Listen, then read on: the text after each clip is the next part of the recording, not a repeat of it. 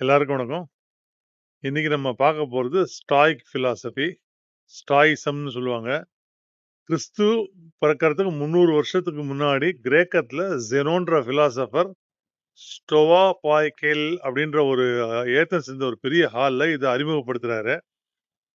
இதுக்கப்புறம் இது ரோம்ல பரவி மார்க்கஸ் அருலியஸ், செனக்கா, எபிக்டேட்டஸ் மாதிரி மிகப்பெரிய பிலாசபர்கள் இதை எடுத்து பெரிய லெவல்ல உலகம் பூரா பரப்புறாங்க.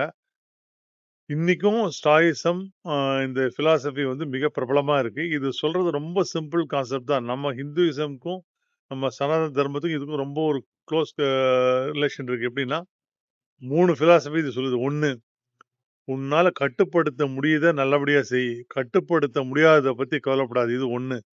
2வது, பேர், பணம், புகழ் எல்லாத்தையும் விட நேர்மையா நல்லவனா வாழ்றது முக்கியம். அதுக்கு ஞானம், தைரியம், நீதி, தன்னடக்கம்ன்ற குணங்கள் கண்டிப்பா தேவை. இத வளர்த்துக்கோ. இது 2வது. 3வது, ஒரு விஷயத்த இல்ல ஒரு ஈவென்ட்ட நம்ம எப்படி அப்ரோச் பண்றோமோ, அப்படிதான் நம்ம மைண்ட்ல உணர்ச்சிகளும் மாறும்.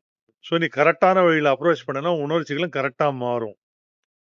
உணர்ச்சிகளுக்கு க அடிபணியாம, அடிமையாகாம, புத்திசாலித்தனமா வாழுன்னு சொல்லுது. ஆ இன்னும் சிம்பிளா சொல்லணும்னா, கட்டுப்படுத்த முடிவதை செய்துவிட்டு, கட்டுப்படுத்த முடியாதத பத்தி கவலைப்படாம நேர்மையா வாழு. இதுதான் ஸ்டாயிசமோட தத்துவமே. ஓகே. ஏன்னா இதுவும் பார்த்தீங்கன்னா, மைண்ட தான் பத்தி பேசுது. பிலாசபி பூரா உலகத்துல எந்த பிலாசபி எடுத்தாலும், பிசிக்கல் இத பத்தி பேசவே மாட்டாங்க. மைண்ட பத்தி தான் பேசுவாங்க. ஸ்டாயிசமும் மைண்ட பத்தி தான் பேசுது. 3 பாயிண்ட்ட பார்த்தோம். தொடர்ந்து ஸ்டாயிசம்ல நெறைய கான்செப்ட்ஸ் இருக்கு. ஒண்ணொண்ணா பார்ப்போம். இந்த வீடியோ பிடிச்சிருக்குன்னா, லைக் பண்ணுங்க, கமெண்ட் பண்ணுங்க, ஷேர் பண்ணுங்க. தயவு செஞ்சு தர்மா இன்டர்னல் சேனல சப்ஸ்கிரைப் பண்ணி பாருங்க. நன்றி.